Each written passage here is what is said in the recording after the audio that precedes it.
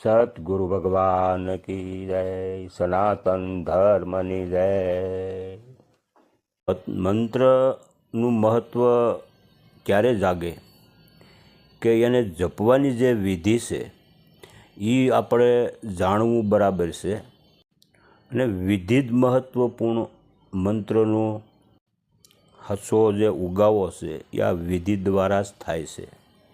અને દરેક મંત્રને જપવાનું લક્ષ્ય પણ એક જ હોય છે કે આત્મા લીન થવું, અને આત્મામાં જે લીન થવું એ દરેક સાધક શીખી ન શકે, કેમ કે આ રસ્તો ખૂબ સહેલો છે, સરળ પણ છે, અને સહજ રીતે જો સમજાઈ જાય તો માર્ગ પણ બહુ સહેલો છે। સદગુરુની જેના જે સાધક ઉપર કૃપા છે એને જ આ યુક્તિ જડી શકે છે, અને આ યુક્તિ દ્વારા જ સંસારના વિષયોનું છેદન કરી અને મંત્ર જપવાની જે યુક્તિ છે એમને જ્યારે સાધી લેશે તો સહજતાથી પણ પામી શકાય છે।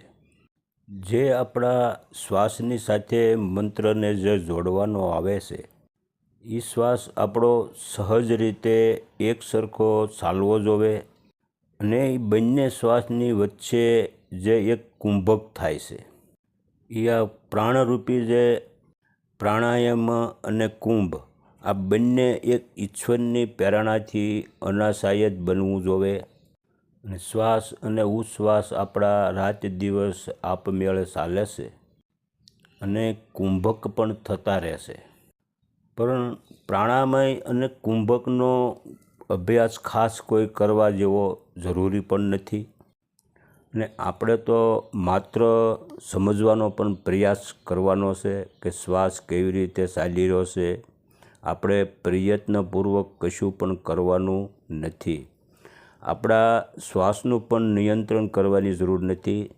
સહજ રીતે જે અંદર લ્યો છો અને જે સહજ રીતે બહાર આપણે શ્વાસ જે કાઢીએ છીએ એ શ્વાસ થંભાવવાની પણ જરૂર નથી।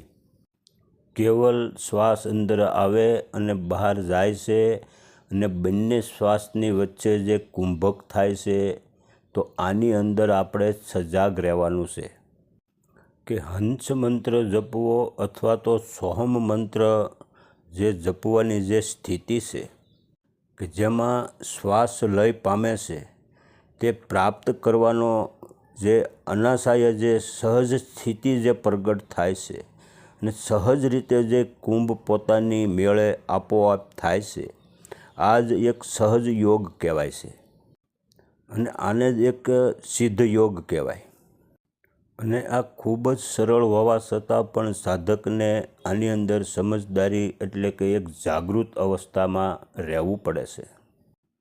જાગૃત એટલે કે એક ભાનમાં ભાન કહેવામાં આવે છે, જે શરીરરૂપી જે આપણી બુદ્ધિ છે એનાથી એક સૂક્ષ્મ બુદ્ધિ છે। ભાન એટલે સમજણ, એટલે જે સમજણ છે આંતરિક સમજણ છે એની અંદર આપણે સજાગતાપૂર્વક સાક્ષી ભાવમાં રહેવું પડે છે। આપણને જે મંત્ર અનુકૂળ પડતો એ મંત્ર આપણે જપી શકાય છે, અથવા તો સદગુરુએ જે મંત્ર આપ્યો છે એ મંત્રનો પણ આપણે ઉપયોગ કરી શકીએ છીએ, એને પણ આપણે સાધી શકીએ છીએ। શ્વાસ અંદર લેતા અને બહાર જતા જે મંત્ર આની સાથે આપણે જોડવાનો હોય છે, અને આ અભ્યાસ દ્વારા આપણે સોહમનો સાક્ષાત્કાર થાય છે, અને અહીંયા આપણા અજંપા પણ શરૂ થાય છે। જ્યારે આ ભૂમિકા સાધક સિદ્ધ કરી લે પછી આનાથી આગળની ભૂમિકા છે એ ભૂમિકામાં આ વિધિ દ્વારા જઈ શકાય છે।